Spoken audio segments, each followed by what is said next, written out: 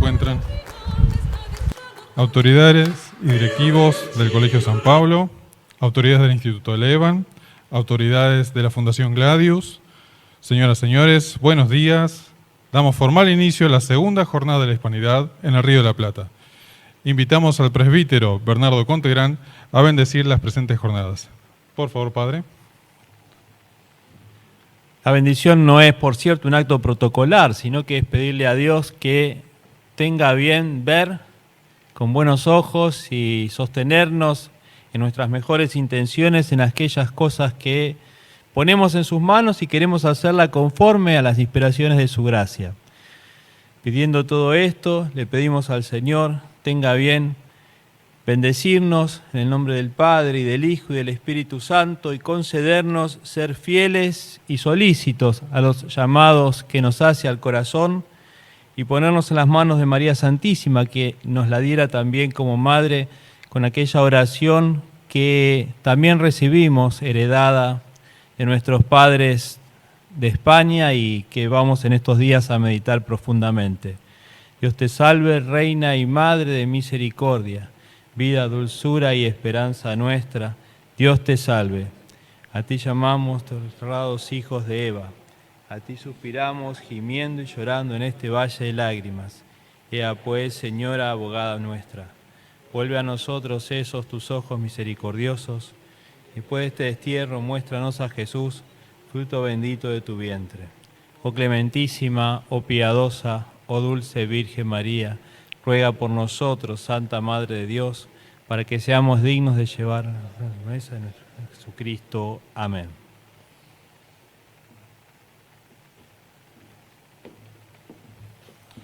Muchas gracias, padre. Invitamos entonces al presidente del Instituto Elevan, coronel mayor retirado Gabriel Camilli, a pronunciar las palabras de bienvenida y apertura de las segundas jornadas de la Hispanidad en el Río de la Plata.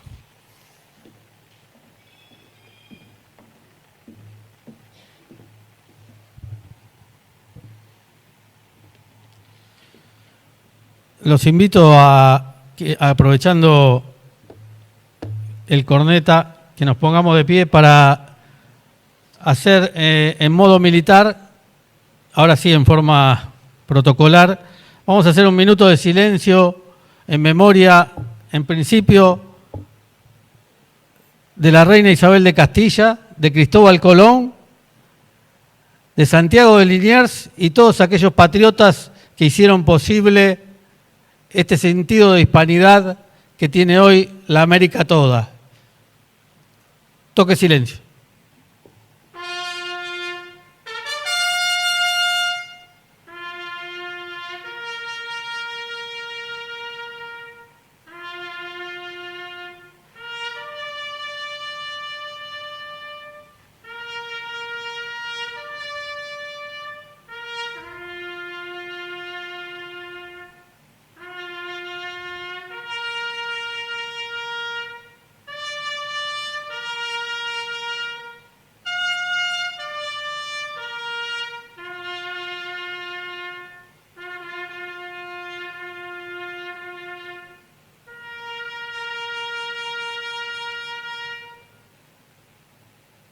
Muchas gracias.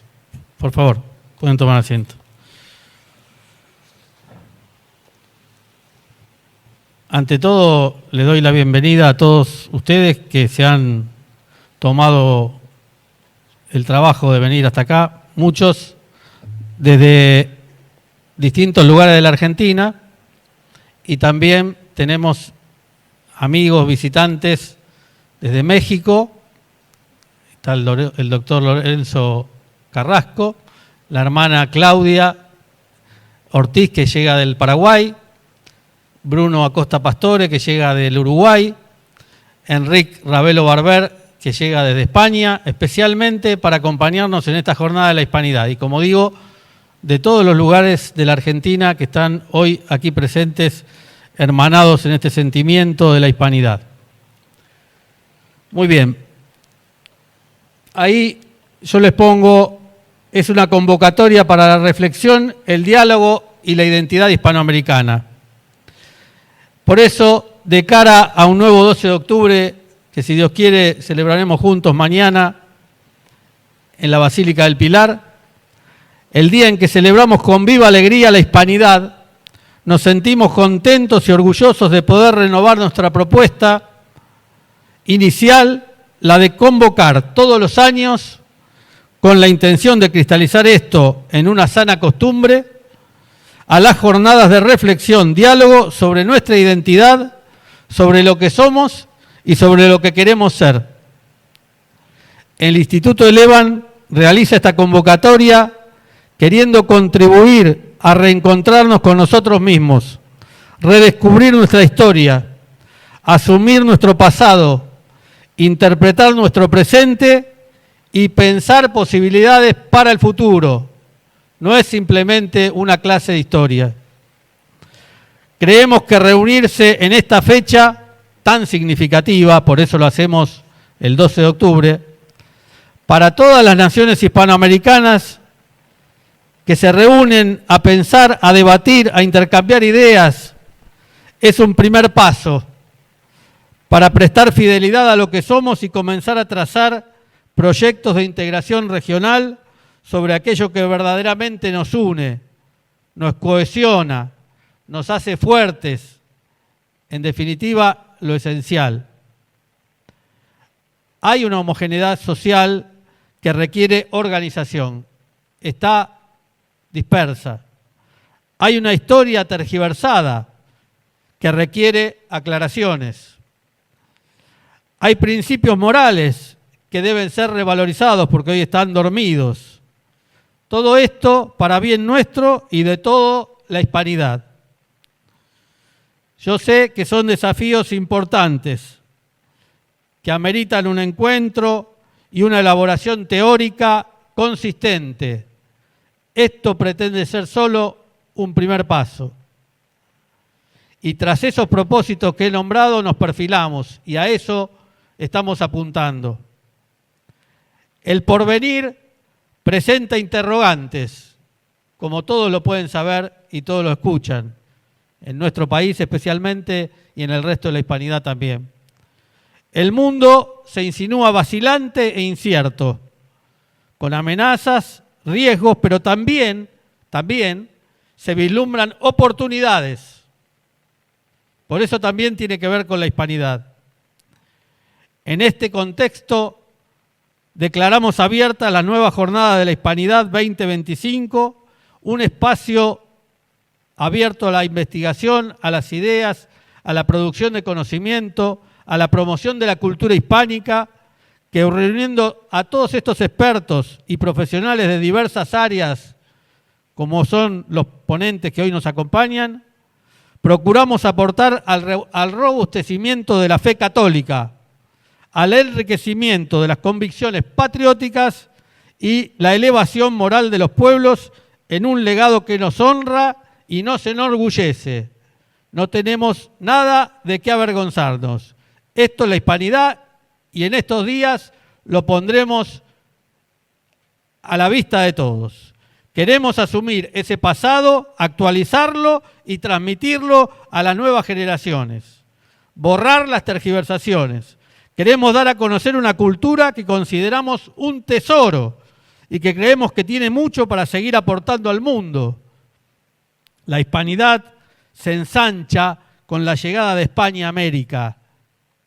La madre patria trasladó sus estructuras, sus instituciones, su cuerpo legal, sus usos, sus costumbres, sus tradiciones, un temperamento y sobre todo trasladó la fe a América. Eso le debemos a España. España introduce en el Nuevo Mundo a la vida sobrenatural, a la vida de la gracia, a la vida reconciliada con Dios. En una auténtica hazaña misionera, miles y miles de sacerdotes españoles comenzaron a hundirse en la profundidad del territorio americano para darnos a conocer a nuestro Señor Jesucristo. Empresa magnánima, como nunca había visto el mundo, dirigida por la monarquía hispánica, donde el catolicismo, alentado por la llama de la caridad, desplegó todas sus energías a partir de 1492, para transmitir la fe y redimir y salvar hasta los confines más remotos de toda la tierra. Esa fe es nuestro elemento fundacional y sobre esa fe centramos esta hispanidad. El catolicismo, la religión verdadera, sin vergüenza de decirlo, sin dobleces, sin medias tintas, anclada en la única Iglesia de Cristo, tiene por característica trascender y abarcar a todas las culturas, sin ahogarlas, sin aplastarlas, como lo ha hecho España. No suprime ninguna identidad cultural, como lo vienen vendiendo, sino que eleva, perfecciona, purifica. América adoptó esa fe y con ella una cosmovisión, un orden de bienes, una configuración social, propósitos y metas, donde lo material se supedita a lo espiritual y lo natural se subordina a lo sobrenatural. Así, España fue tejiendo una hermandad.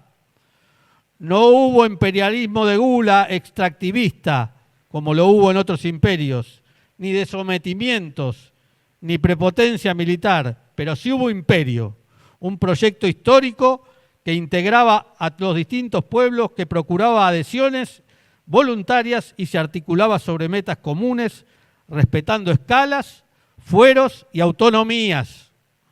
Se produjo civilización, una civilización llamada cristiandad hispanoamericana. España asumió el deber católico de expandir la fe y ganar las almas por Dios y para Dios. Nos invitó a participar en ese proyecto. Al invitarnos a la fe, nos dio un sentido y nos dio una misión. Y si ahora sentimos la obligación de congregarnos a pensar las implicancias de ese proceso y a revisar nuestros aciertos y errores, a trazar los planes de acción para el futuro, es porque no queremos traicionar ese sentido y esa misión. Vamos a ser fieles a ese legado. Si bien hoy no hay una unidad política, no somos inconscientes de esto, entre las naciones hispanoamericanas, sigue palpitando ese sentimiento de hermandad que puede florecer en proyectos coordinados hacia adelante. Se palpa y lo conocemos todos los que hemos recorrido nuestra Hispanoamérica. No está en los gobiernos, está en los pueblos ese espíritu, en el sentimiento. El mundo hispánico se encuentra en una encrucijada como el resto del mundo y se halla fragmentada en tensión política permanente, como lo escuchamos ahora en la Argentina, el Perú, en distintos países, con ejemplos que no voy a abundar. La política electoralista no ofrece respuestas ni es capaz de presentar soluciones reales porque carece de las categorías adecuadas para diagnosticar la situación y diseñar estrategias que permitan enfrentar al futuro con cierto optimismo. Para eso es evidente solamente leer la tapa de los periódicos. Las conferencias, ponencias, disertaciones que hemos querido reunir tienen una lógica, pensadas para abarcar un amplio espectro de cuestiones, tienen el sello claro en nuestros expositores de, primero, la honestidad intelectual, pero también relucen por llevar un enfoque que hoy en este mundo y en esta Iberoamérica resulta original y disruptivo. Lo que habitualmente se escucha en los medios de comunicación masivos es otra cosa. Y los ponentes que ahora presento son un lujo, un tesoro que debemos valorar. Dentro de la constelación de pensadores e intelectuales convocados van a encontrar posturas y criterios desafiantes a los tópicos y lugares comunes que se repiten desde las usinas de la ideología. Cada uno de ellos va a plantear una cuestión disruptiva a la informe oficial. El realismo católico se distingue por romper con los paradigmas del siglo y las convenciones sistemáticas para ofrecer una perspectiva precisa y luminosa que permite dilucidar la complejidad del mundo actual desde otras alturas. Al concretar estos destacados expositores, entre los que se cruzan reconocidos pensadores de larga trayectoria internacional y jóvenes que quieren comenzar a aportar el pensamiento hispánico, hemos deseado poner a disposición del público los recursos necesarios para asumir nuestra historia sin complejos y sin distorsiones. El mundo necesita volver a conectarse con la verdad. Sus conflictos y sus crecientes tensiones, su angustiosa desesperación vital son síntomas de una ausencia de la verdad.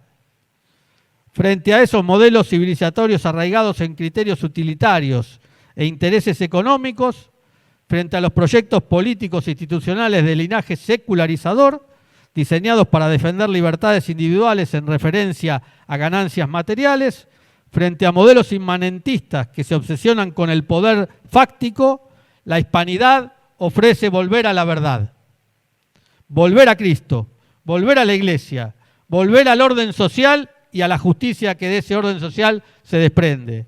La hispanidad opera en otro plano, nos movemos en otra dimensión, en coordenadas distintas, con código y sentido común de acción que difiere radicalmente de lo que se ve habitualmente en el mundo moderno. Las jornadas de la Hispanidad 2025 son una oportunidad, repito, para definirnos como alternativa. Es una alegría recibir, como dije, a gente de toda Hispanoamérica y de diversos rincones de la Argentina. Nosotros queremos seguir creciendo y escuchando nuevas voces, recibiendo nuevos participantes, atendiendo nuevas propuestas. Anhelamos construir un gran bloque regional, no desde la integración económica simplemente, sino desde mucho más. Apuntamos a vivir en la verdad y el bien. Si nos instalamos en Cristo como base fundamental para extender su reino, todo lo demás se dará por añadidura. Esa es la base de la cultura, el culto. Entonces encomendamos, como recién lo hiciéramos, estas jornadas a la Virgen del Pilar y a Santiago Apóstol, patronos de la hispanidad. Hasta acá mi bienvenida. Ahora, ¿cómo lo haremos? ¿Cómo lo haremos? Adelante. Bueno, lo haremos como está ahí en el programa. Evidentemente la diapositiva no se ve del todo bien. Lo vamos a hacer con este cronograma de actividades. A continuación va a tomar la palabra el doctor Rafael Brey de Obeid. Después tendremos distintas exposiciones. En los intervalos aprovechen para conversar, para intercambiar ideas. Y mañana, a la mañana, nos encontraremos el 8:30 en la Iglesia del Pilar para la misa de la Hispanidad. Después vendremos acá, desayunaremos y tendremos las exposiciones de la mañana. Y al mediodía compartiremos un almuerzo de camaradería con el acompañamiento de música folclórica española y argentina.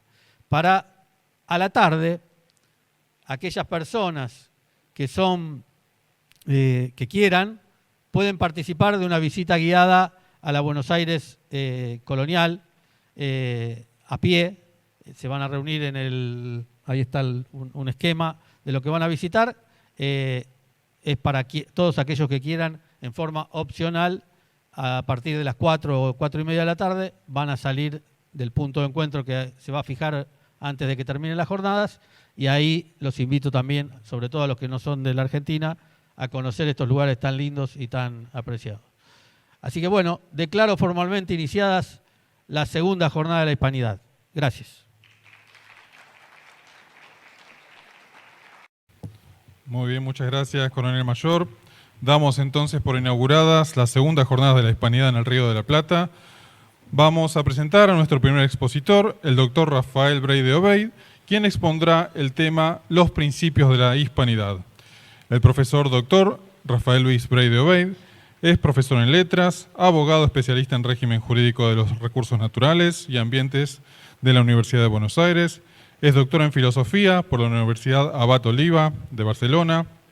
Es expresidente de la sección argentina de la Sociedad Internacional Santo Tomás de Aquino, profesor de Derecho de los Recursos Naturales y Ambientes de la UBA desde 1974. Académico de la Academia del Plata desde 1999, ha sido profesor de la UCA y FASTA, es profesor de Iconología y del doctorado de Filosofía de la Universidad Autónoma de Guadalajara. Dirigió durante 30 años la Evaluación Universitaria Argentina en el Ministerio de Educación. Ha publicado numerosos artículos y libros que no podemos, por supuesto, enumerar porque ocuparíamos toda la jornada. Es fundador y director de Ediciones Gladius desde 1984. Fue rector de la Universidad Católica de La Plata del 2007 al 2012. Luego, rector emérito de la misma universidad. Es asesor académico del Taller de Iconografía Bizantina Andrei Rublev. Ex vicepresidente de la Organización de Universidades Católicas de América Latina de 2013 a 2015. Fundador del Centro Cultural Guadalupano de Buenos Aires. Y adelante, doctor, ahora lo podemos escuchar. Queridos amigos, es un gran gusto estar reunidos y que pasemos todos, que somos campeones de la vida eremítica, un poco a la vida cenobítica de vez en cuando. Reunir tan calificadas personas. Voy a pasar rápido porque nos apremia el tiempo, pero quería decir que lo hago esto en medio de una gran satisfacción de ver tantos y tan valiosos amigos reunidos. Es uno de los méritos de estas jornadas.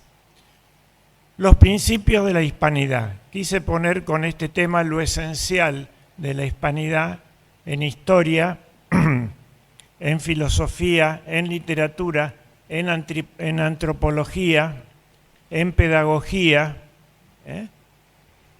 y en derecho también.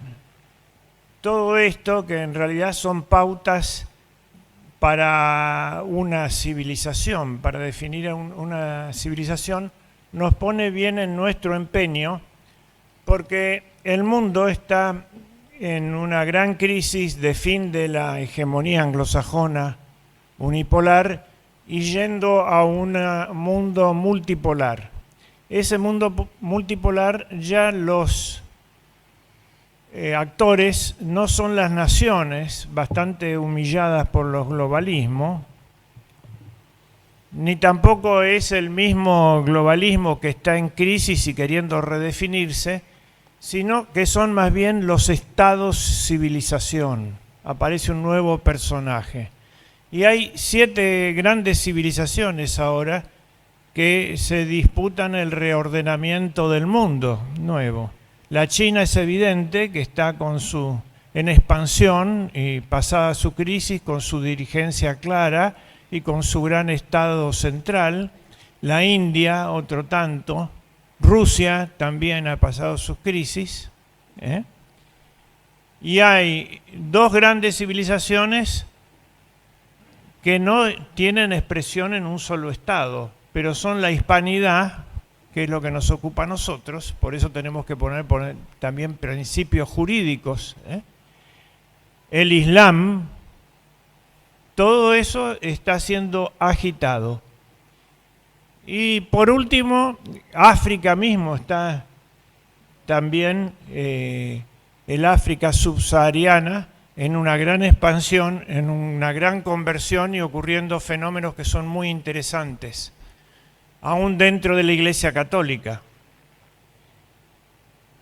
Y por el otro lado está lo que se va, que es el Occidente, que sería lo que es la Europa y Estados Unidos, que están con una gran crisis. Estados Unidos de reconversión, pero también de posible guerra civil. Y Europa ya en una decadencia extrema, ¿no? Se ve cómo no puede resolver el tema de Ucrania, cómo le faltan hasta categorías intelectuales, líderes, etc. Las otras civilizaciones que nombré primero están con su liderazgo claro y están con sus fórmulas políticas claras como Estado-civilización. Nosotros no. Estamos en un periodo de reino de taifas que entramos, la llamada hispanidad. Entonces hay que reflexionar sobre nuestros principios y recuperar la marcha. Porque esta caída del sistema anglosajón, que se caracteriza, voy a dar pocas líneas, aunque es para profundizar, que dominó 300 años el mundo y se caracteriza por el bipartidismo en el Ejecutivo, por la división de poderes, legislativo, judicial, etc., por el verdadero poder económico detrás de esa apariencia de división de poderes, y detrás de eso el poder financiero que vampiriza al poder económico, es decir, la usura venciendo a los empresarios, ¿no? Y más detrás de eso está, y aliado a la usura, digamos, la cuestión tecnológica. Eso está haciendo crisis.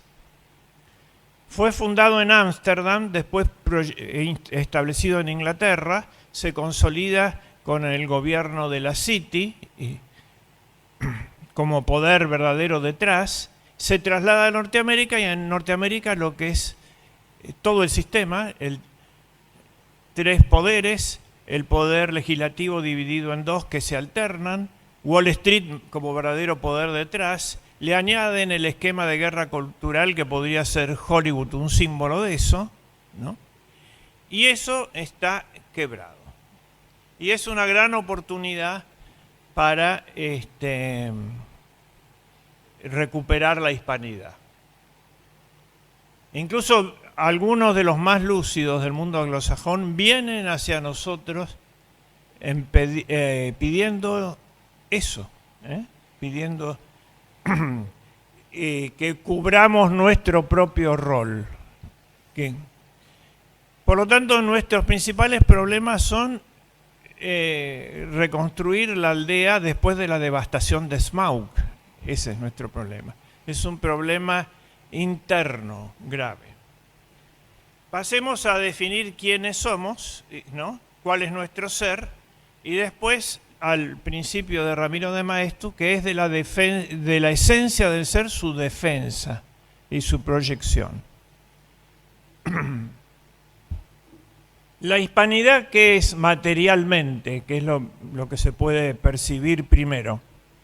Es el conjunto de los pueblos que deben su origen y su existencia a los pueblos de la península, en sentido amplio, incluido Portugal.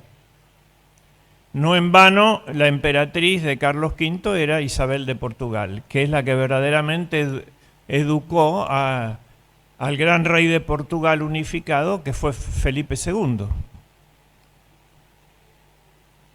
Entonces, eso es materialmente. Formalmente, que es la cristiandad en el Nuevo Mundo. Eso es formalmente la hispanidad, la cristiandad en un nuevo mundo. ¿Tenemos que hablar de imperio español? No, podemos hablar rápidamente de imperio. Imperio es una noción muy equívoca que generalmente se presenta en la evolución de los sistemas como superior a la polis, superior a la comarca, ¿no? Hasta que los romanos consiguen armar un imperio como supranacional, como una entidad madura en la política de supranacionalidad. Pero esta idea del imperio romano fascina durante mucho tiempo en la humanidad y ahora como algo máximo. Y entonces los países, no viendo, apostatando del lenguaje común a la humanidad, que es el católico, el universal, tienen la tentación que se llama de la quinta monarquía, y es imponer, como la quinta monarquía de Daniel, que domina el mundo al final, la piedra que cae se transforma en la gran montaña. Bueno, la quinta monarquía pretenden ser Francia, Inglaterra, Alemania, Rusia, que es imponer su religión como un tótem tribal y imponérselo al mundo, ¿no? Napoleón era emperador de los franceses, pero pretendía gobernar a todo el mundo. Bueno, tienen anhelos mundiales, pero no tienen lenguaje imperial, Tienen el lenguaje de una parcialidad que se impone, y eso es su vicio, y ese es su límite. España, por disposición de Carlos V y todos sus reinos, esta era su idea imperial que se puede encontrar definida en el libro de Menéndez Pidal, la idea imperial de Carlos V, no veía contra los italianos que había en su Consejo del Reino, como Gattinara, no quería realizar el plan de Dante, que era restaurar el Imperio Romano. No, él decía que el imperio era una coordinación de reinos. Y lo mismo decía Santo Tomás. Cuando se habla del gobierno del universo, no tiene que haber un consejo único para gobernar todo el imperio, el consejo imperial que domina el mundo, sino que tiene que haber tantos consejos como entidades hay. El Consejo de Castilla, el Consejo de Indias. Y el emperador es un coordinador de los reinos cristianos para luchar sobre todo contra el peligro que tenían encima en ese momento, que era el Islam afuera y la herejía adentro. Bien, por lo tanto, ¿qué era lo que iba a ser España si no era un imperio? Iba a ser un nuevo mundo. Así se llama, algo más alto que el imperio. Ese nuevo mundo en América son 5 imperios, no un imperio, que es cada uno de los virreinatos que fueron constituidos cuidadosamente así. Más Brasil, ese es el 5º imperio. ¿Y de dónde llega eso? ¿Qué abarca? ¿Hasta dónde va ese nuevo mundo? Y abarca, eso, por eso puse la bula, que es nuestra constitución, la constitución de ese mundo, es la bula del Papa Alejandro VI, muy calumniado, obviamente, por haber sido el padrino de la hispanidad. Pero hay lo mío más que explicar va a ser remitir a bibliografía. Hay un libro de Díaz Araujo que se llama Los protagonistas del descubrimiento de América, con un capítulo magnífico sobre los Austrias y el siglo de oro y otro magnífico sobre Alejandro VI, lo pone como protagonista, y Colón, figuras que hay que reivindicar. Ya sabemos que el gran Díaz Araujo, que escribió 87 libros, se refirió a las cuestiones disputadas de la historia. No pretendió hacer una historia universal, pero de algún modo la hizo. Y respecto a la creación de la hispanidad, son más de 2.000 páginas que en 5 volúmenes, que se llama América la bien donada. ¿Qué he hecho yo con ese documento que lo tienen en el libro de la bula?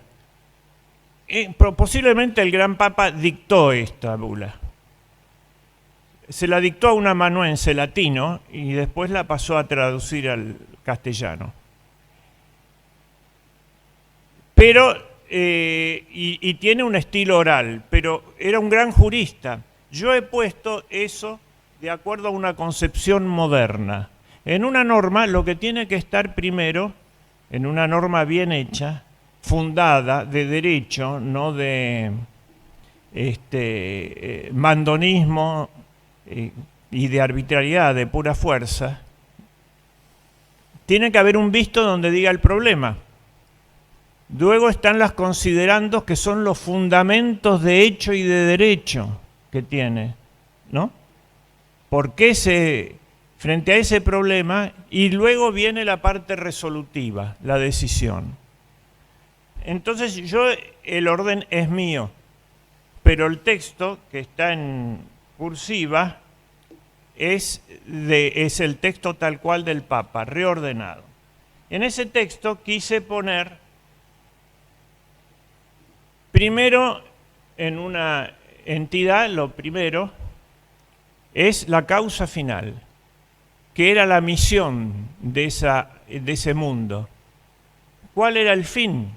El fin es la conversión de los indios a la fe católica.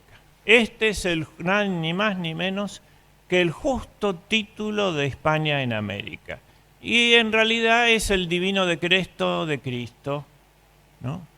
Id y evangelizad. Cristo era un rey y daba órdenes también, no solamente consejos benévolos. Id y evangelizad.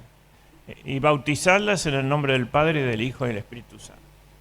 El Papa cumple su función de Papa y repite eso, ¿no? Eso está 4 veces, la propagación de la fe católica en el texto.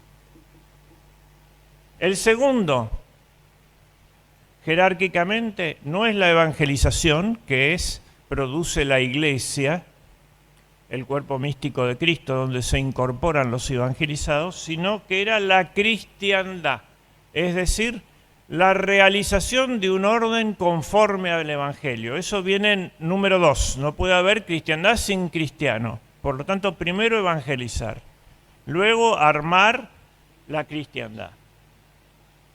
Por el honor del mismo Dios, dice el Papa, y la propagación del imperio cristiano. Ahí aparece el imperio, pero serían varios imperios. Y sea un orden político, social y económico, laboral y artístico conforme al Evangelio. Los fundamentos por lo que hizo la donación los enumero nomás, porque tenemos que pasar a otros temas, pero lo tienen en el libro. La autenticidad del catolicismo de los reyes. Segundo, la aptitud demostrada en hechos plegados, entre otros, la conquista del reino moro de Granada. La cruzada integra esto mismo, con una diferencia. El proceso abierto del descubrimiento es el elemento científico. Cuarto, la necesidad espiritual y material de los indios, el bien de los gobernados y su aptitud para recibir el Evangelio. Quinto, los actos posesorios hechos por Colón. Sexto, la factibilidad de sostener los objetivos espirituales y políticos económicamente, la factibilidad económica. Se ve que es una norma perfecta para ser ejecutada con los planos jerarquizados en los distintos niveles, ¿no? El texto es lindo leerlo, pero no lo vamos a hacer ahora. Lo leen ustedes. Yo quiero hacer la siguiente referencia a esto. La consecuencia del descubrimiento de América es el gran protagonista de España en Trento. Pero la causa es el Sacrosanto Concilio de Florencia, ocurrido en la primera mitad del siglo XV. Ahí se presentaba la cristiandad, Roma estaba bajo la peste, es decir, siempre en estos grandes quiebres históricos aparece una pandemia, siempre aparece, ¿no? O es aprovechada. De modo que el concilio no puede realizarse en Roma, se realiza en Florencia. Y tenía por objeto varias cosas. Primero, la apostasía que ya se venía en lo que iba a ser el Renacimiento, es decir, la diferencia entre razón y fe, y entre política y fe, y entre economía y fe, y religión, y moral. Es decir, la descomposición interna del cristianismo. Segundo, el avance del turco. Tercero, la debilidad de la cristiandad por el cisma ortodoxo. No había caído todavía el último emperador, Constantino XI, creo que era el último. Entonces, lo que procuraba el concilio era la unión con la ortodoxia para hacer frente, la resolución del problema científico frente a la avalancha de los nuevos descubrimientos, de modo que no se rompa la unidad ciencia y fe, y la alianza con los árabes, una especie de pacto de Abraham, frente al problema turco. Le ordena esto entre sus cardenales auxiliares a grandes cardenales. Uno de ellos es Nicolás de Cusa, al cual le encarga el libro La Criba Alcoránica, buscar en el Corán en qué puntos había haber para poder acercar a los árabes. Le encarga frente a los turcos un problema de defensa de la paz.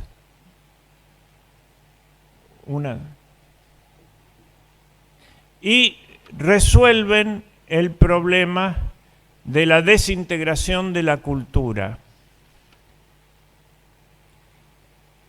Eso es, en ese momento, ¿quién era el prior de San Marcos? Donde se alojaban todos los grandes príncipes bizantinos que iban al concilio y ortodoxos, los más grandes teólogos. El Beato Angélico. Le ofrece ser obispo de Florencia el Papa y no acepta. Prefería estar ahí haciendo el trabajo intelectual con los teólogos ortodoxos. Y luego el Papa le encarga que en la Capilla Vaticana le pinte la conclusión de eso, que eran dos grandes diaconías, una que miraba hacia Oriente, San Esteban, y otra que miraba hacia Occidente, San Lorenzo. Fíjense que lo lleva a la culminación eso Felipe II, esa consigna. Había una misión en Oriente. Occidente estaba cortado por los turcos. Había que viajar a Oriente. Otra vez explicaremos eso. Pero aquí se resuelven estos temas, están resueltos. Los que toman estas ideas son el rey de Portugal, los reyes y el rey de Castilla. Lo toman vigorosamente esta situación. Y se ponen a resolver esos problemas, ¿dónde? En casa primero. La reconquista del reino de Granada está mencionada. El hecho del descubrimiento, es decir, la empresa no es una empresa de conquista política, no es una empresa de evangelización puramente eclesiástica, no es una empresa científica de descubrimiento, es una obra de cultura integrada total. Es a la vez evangelización, extensión de la cristiandad, hallazgo científico, y a la cabeza de todo eso está España. Y está España por tomarse en serio el concilio de Florencia. Se realiza ese punto. Bueno, bien. Entonces, en cada uno de estos párrafos que los tienen, está la respuesta esa. Ahora, ¿qué era lo que ocurría en el Nuevo Mundo? Nos viene el problema político. ¿Por qué? Porque el genio de la hispanidad es un genio de las ciencias sociales y morales. Así como hay un genio italiano para el arte, ¿no?, y para el diseño, y hay un genio alemán para la precisión de las máquinas, etcétera, hay un genio hispánico para el derecho y la moral. Eso es lo propio. Entonces son los únicos que se preguntan sobre la licitud de lo que están haciendo. Y evidentemente una cosa era la conquista de Granada, porque eso era, los musulmanes habían invadido la cristiandad. ¿Dónde terminaba la cruzada? ¿En Gibraltar? No. La cruzada terminaba en Jerusalén. Ahí era donde quería ir la reina católica. Tanto que consiguen el título de rey de Jerusalén, dejado por Balduino el leproso. Era la legalidad, era que se lo reconozcan los otros reyes cristianos. Pero ellos querían ir ahí. Quiere decir que el continente hispánico, si no se hubiera descubierto América, hubiera sido África. Y ahí no tenían el problema jurídico, porque era una guerra de liberación contra la tiranía sarracena, como dice el Papa. Es decir, entraban liberando a los cristianos de todos esos pueblos que estaban ahí, que eran mayoría todavía, los mozárabes del sur de España. Pero en América no. En América había un gran desafío porque no eran enemigos y que ni estaban en terreno usurpado. Y entonces, ¿cómo podemos ir ahí? Y ahí España hace su gran creación y aporte a la humanidad, que es el derecho de gentes. Hay 3 legislaciones: la eterna del Padre, ¿no?, la lógica de Logos, del Hijo, y la amorosa del Espíritu Santo. La primera legislación es el orden natural, que lo ha puesto Dios en las cosas en el momento del acto creador, que se atribuye al Padre. Entonces, lo que le iban a aplicar a los indios primero era la ley natural. Ahí nace el derecho internacional. Y ahí se demuestra que no hay, como en los otros casos de los cristianismos heréticos, una herejía de dominación. No, no. Forman parte de esto, que era el justo título de España en América. El único justo título era ir a evangelizar. Después había que conseguir, o en el mismo momento, la voluntad. Entonces venía de la persona y es... Ahí hacen 2 grandes aportes jurídico-antropológicos. La libertad humana, eso sí se defiende en Trento, y la igual dignidad de todos los seres humanos respecto del indio. En esa época, los ingleses, todavía católicos, escribían o en un siglo antes, en sus bestiarios, ponían a los irlandeses dentro de las bestias.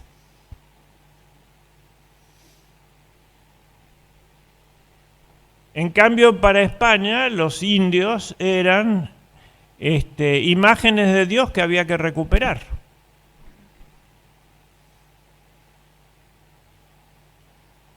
Entonces viene el gran desarrollo de la Escuela de Salamanca. La Escuela de Salamanca también prevé todos nuestros problemas actuales, porque son problemas del nuevo mundo que se plantean. ¿En qué consiste? Es la segunda escolástica. ¿De qué viene? De un retorno a las fuentes. En lugar de estudiar de comentarios y libros de sentencias, de resúmenes, etc., había que volver a Santo Tomás de Aquino, ¿no? Por lo tanto, los principios filosóficos de la hispanidad, que los tiene, son los del realismo filosófico tomista. Eso es. Después enseñado por Suárez. La lista de esos principios la he puesto aquí. Ahora vamos a empezar a ver algunos de estos, a definir algunos de estos cuadros. Rápidamente, la pone Caturelli en su libro sobre el Nuevo Mundo y en el de la tradición occidental, ¿no? Son 10 renglones, pero densos, que hay que estudiar, pero son nuestros principios filosóficos. Y eso, por supuesto que no lo tenemos en cuenta nosotros, ni nada, ni nuestra identidad, y así estamos, ¿no? Pero sí los tiene en cuenta el enemigo. Acá está el profesor Carrasco, me dijo hace 30 años, y yo a veces tengo buena memoria, que un señor llamado Lake, del Departamento de Estado, había dicho que para que la influencia americana, en norteamericana de él, pudiera ser en América Latina, tenían que primero destruirse a Santo Tomás y después a San Pablo. Fíjense, estamos en el Colegio San Pablo. Bueno, honor a San Pablo. Es decir, es un exocet bien dirigido contra la tradición nuestra hispano-greco, ¿no? Cristiana, latina. Bien. Acá tenemos entonces los principios filosóficos. Los leo y no los explico, me disculpan porque se enoja él si no voy. El ser como aquello que surge de sí mismo y se mantiene y lo real. Toda esta confusión moderna, ¿qué es? Es haber invertido ser, pensar por pensar ser. La idea mía, mis ocurrencias son más que la realidad y por lo tanto me choco con la realidad. No, esto es al revés. La adecuación de mi mente a lo real es la verdad. y si no, me llevo la pared por delante. El realismo filosófico, ¿eh? Ese sería el resumen. La distinción entre sujeto y objeto no es lo mismo. Los primeros principios de todo pensar y de la ciencia, el fundamento del conocer, las nociones de causa y efecto, las categorías de lo real y del pensar metafísico, la distinción entre el pensar teórico y el pensar práctico, donde se descubre el fundamento del orden político y del orden moral. Luego de poner tan sólido fundamento, no resulta extraña la afirmación de Caturelli, según lo cual quienes hablamos en latín y castellano somos griegos. ¿No es cierto? El gran ataque del mundo moderno, que ya no es más moderno por ese mismo ataque, sino posmoderno, el moderno idolatraba la radiosa razón, ¿no? Sin la fe, es negar la razón, es la iconoclastia de estos ídolos renacentistas. El progreso está odiado por el ambientalismo, la razón está odiada por el racionalismo, la libertad no existe más, está invadida por el determinismo, etc. Todo el panteón del Renacimiento ha sido destrozado. La madre naturaleza ha sido encerrada en un parque nacional, que fue una diosa absoluta en los siglos XVI y XVII, salus per naturam, la salvación por la naturaleza. Todos esos fueron, como decimos los porteños, en cana, y ahora se levantan las bestias más profundas del mundo antiguo, la etapa previa a los dioses olímpicos, etapa de hidras y de dragones, de arpías y de amazonas, etc. Bueno, estimados amigos, voy cerrando. Hay tres protagonistas de la historia humana: Dios y la divina providencia, que lleva todas las cosas a su fin, y los actores divinos. El demonio, que es la causa deficiente, y el tercero, la libertad humana, cuyo gran defensor fue la hispanidad, el libre albedrío contra el sexo. La acción sobrenatural en América es fuertísima. Me voy a referir a la Virgen simplemente para culminar.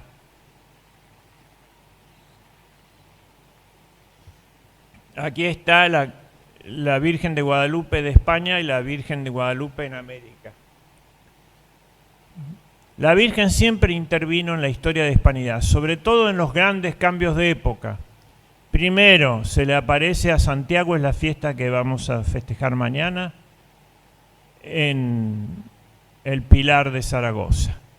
Ahí empiezan los tiempos apostólicos, ¿no? Que España tiene dos tradiciones. La tradición de Santiago, que es la mística, ¿no?, la contemplativa, y la tradición de San Pablo en Barcelona, que es la activa, la evangelizadora. Eso nos deja esta iglesia primera, la apostólica, 2 apóstoles y la Virgen María. Segundo, termina la antigua y empieza la Edad Media con la invasión musulmana a España. La Virgen en Covadonga. Pelayo, el último capitán de la guardia del palacio de Don Rodrigo,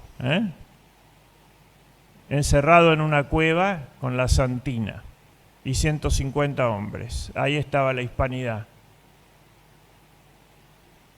La Virgen de Guadalupe de España, que inspira a los monjes jerónimos, los que después cuidaron el Escorial. De eso hay estudios profundos que no termina de pasar en limpio Lorenzo Carrasco, ¿no?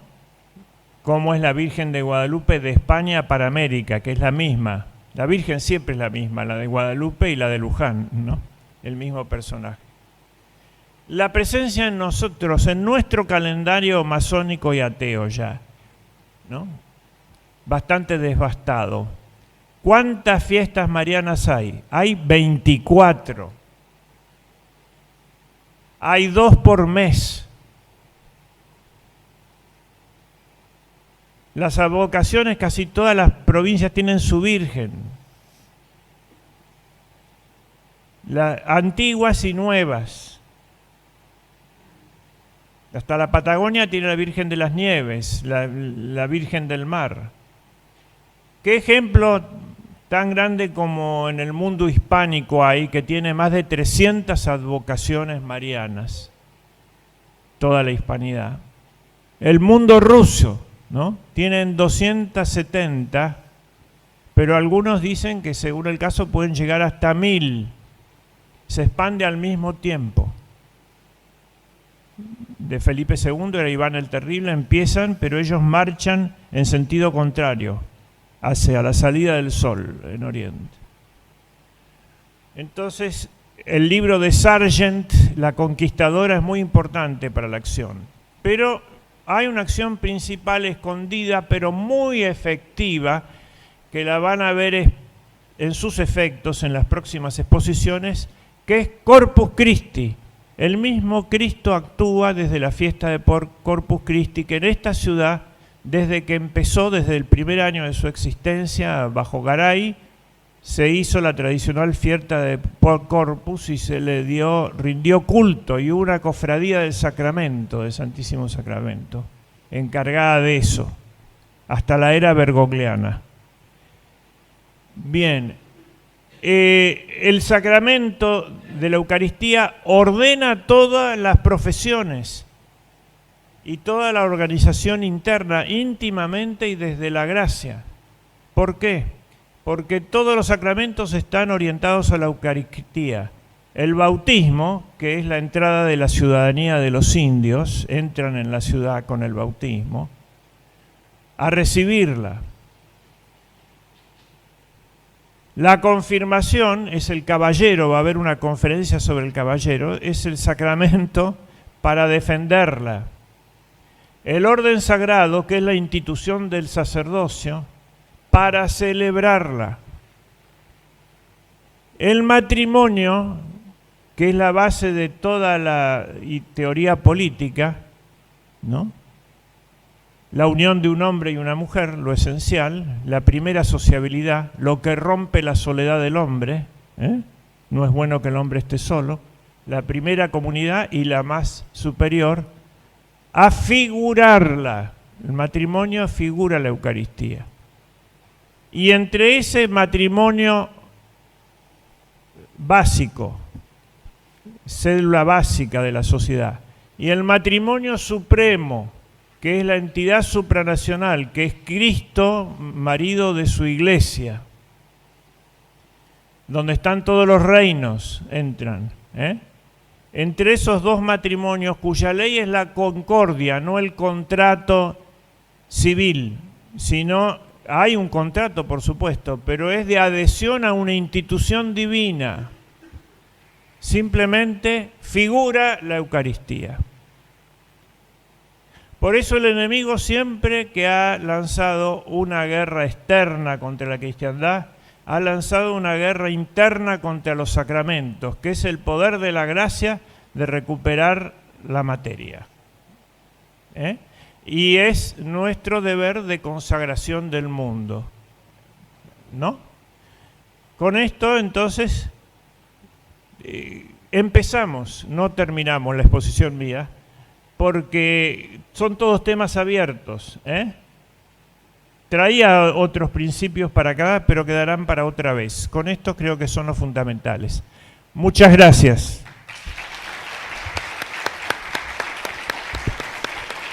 Muchas gracias, doctor Rafael Breide. ¿Cómo seguimos? Sí, muchas gracias, profesor doctor. Invitamos al presidente del Instituto de Levan, coronel mayor retirado Gabriel Camilli, a hacer entrega del diploma y la moneda que corresponde a estas jornadas.